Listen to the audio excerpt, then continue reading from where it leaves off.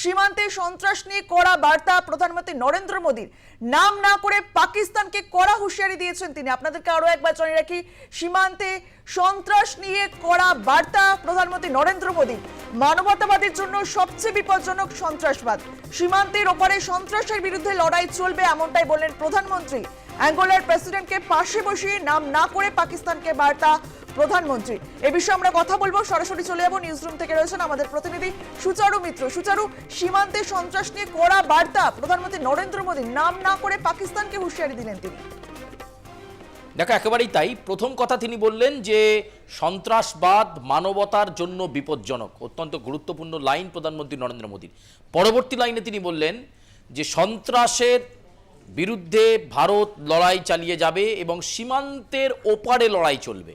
একদম code and code সীমান্তের ওপারে লড়াই চলবে। প্রধানমন্ত্রী নরেন্দ্র মোদী এটা বুঝিয়ে দিলেন যে এই যে এলওসিতে সেখানে বারবার যে যুদ্ধের যে নীতি, যে নিয়ম কানুন এবং সংঘর্ষ বিরতি সব কিছুকে লঙ্ঘন করে বারবার পাকিস্তান আর্টিলারি ফায়ার করছে এবং যে সংঘর্ষ বিরতি সেটাকে লঙ্ঘন করছে, ভারত পাল্টা জবাব দিচ্ছে। এরই মাঝে প্রধানমন্ত্রী নরেন্দ্র মোদী অ্যাঙ্গোলার প্রেসিডেন্ট তাকে পাশে বসিয়ে গুরুত্বপূর্ণ বার্তা দিলেন যে মানবতায় সবচেয়ে বিপজ্জনক হচ্ছে সন্ত্রাসবাদ এবং এই সন্ত্রাসবাদের বিরুদ্ধে ভারত লাগাতার লড়াই চালিয়ে যাবে, সীমান্তের ওপারে লড়াই চলবে।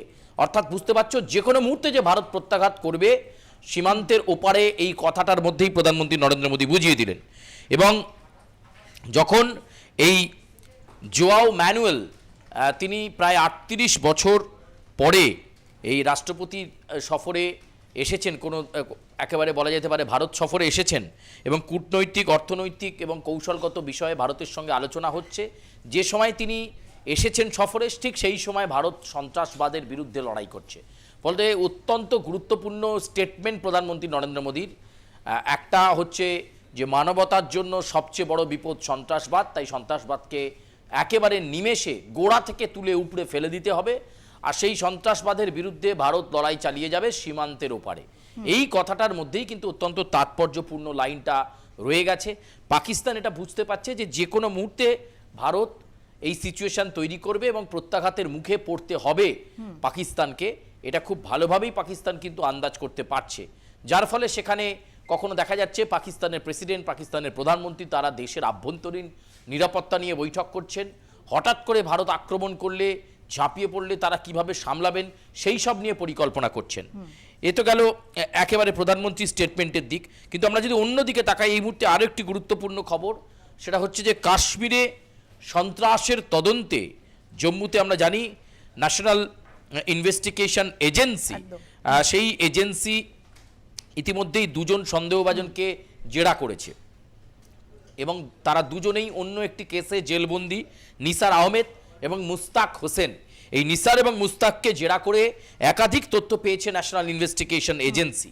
শুধু তাই নয়, আরও চাঞ্চল্যকর তথ্য তোমাকে জানিয়ে রাখি যে সীমান্ত বরাবর পাকিস্তানের বিভিন্ন জায়গায় প্রায় ৪২টি জঙ্গির লঞ্চ প্যাড, সেই লঞ্চ প্যাডের হদিশ কিন্তু ভারত পেয়েছে। 42, সেই লঞ্চ প্যাডের সংখ্যা 42। এই নুস্তার এবং মুস্তাককে জিজ্ঞাসাবাদ করতে করতেই ন্যাশনাল ইনভেস্টিগেশন এজেন্সি এনআইএ এই তথ্য পেয়েছে যে ৪২টা লঞ্চ প্যাড রয়েছে যেখানে রীতিমতো জঙ্গিরা তাদের প্ল্যান, তাদের অ্যাকশন এবং আর্মস মজুত করে রাখছে এবং এই লঞ্চ প্যাডগুলো থেকেই কিন্তু আক্রমণের পরিকল্পনা হচ্ছে এবং তারপর বিভিন্ন জায়গায় ছড়িয়ে পড়ছে জঙ্গিরা। ফলে এই লঞ্চ প্যাডগুলোকে কি আগে ধ্বংস করবে ভারত?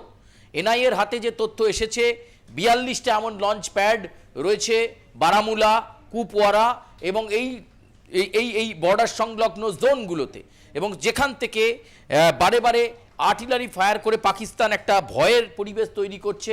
আসলে এনআইএ মনে করছে এই যে লঞ্চ প্যাডগুলো রয়েছে, সেই লঞ্চ প্যাডগুলোর উপর যাতে আক্রমণ না করে ভারত, সেটাকে ধামাচাপা দেওয়ার জন্যই এই আর্টিলারি ফায়ার করছে পাকিস্তান সেনাবাহিনী।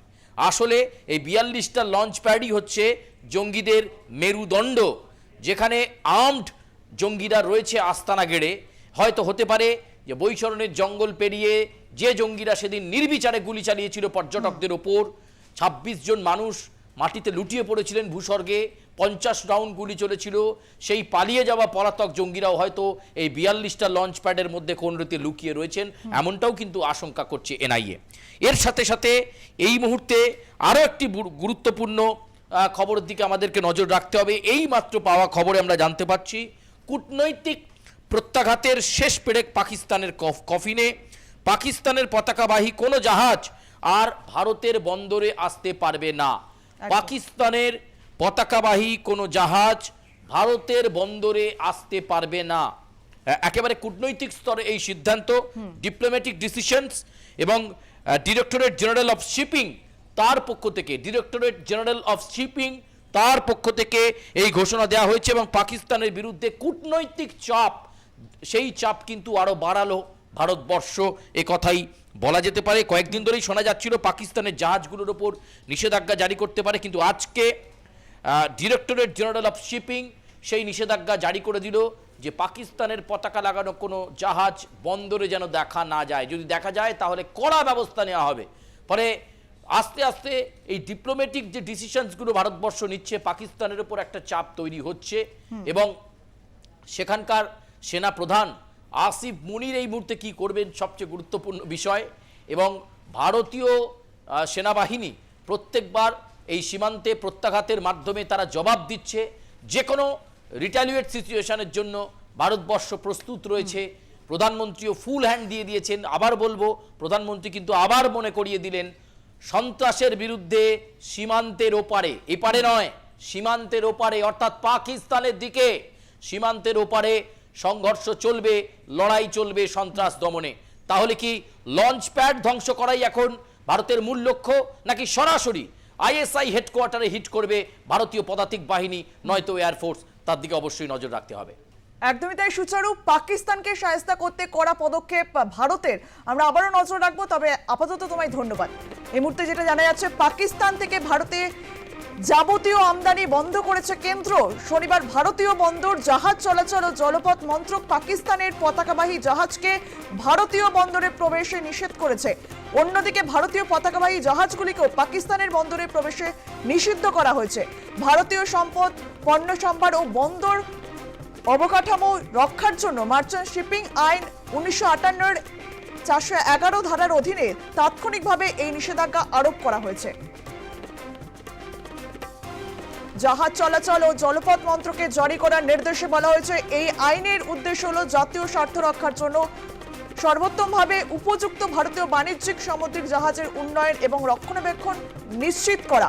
পাকিস্তানকে শায়েস্তা করতে কড়া পদক্ষেপ ভারতের। কূটনৈতিক প্রত্যাঘাতের শেষ পেরেক পাকিস্তানের কফিনে। আরো এক বড় ঘোষণা নয়াদিল্লির, পাকিস্তানের পতাকাবাহী কোনো জাহাজ আর ভারতের বন্দরে আসতে পারবে না, এমনটাই ঘোষণা করা হয়েছে।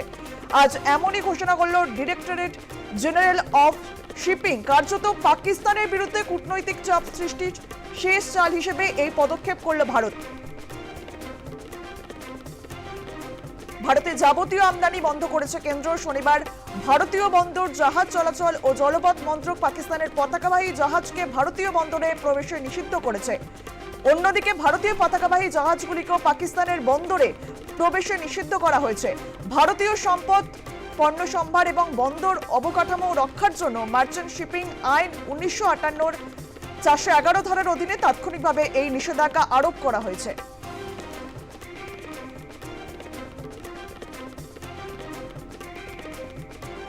মানবতাবাদের জন্য সবচেয়ে বিপজ্জনক সন্ত্রাসবাদ। সীমান্তের ওপারে সন্ত্রাসের বিরুদ্ধে লড়াই চলবে। অ্যাঙ্গোলার প্রেসিডেন্টকে পাশে বসিয়ে নাম না করে পাকিস্তানকে কড়া বার্তা প্রধানমন্ত্রী নরেন্দ্র মোদী।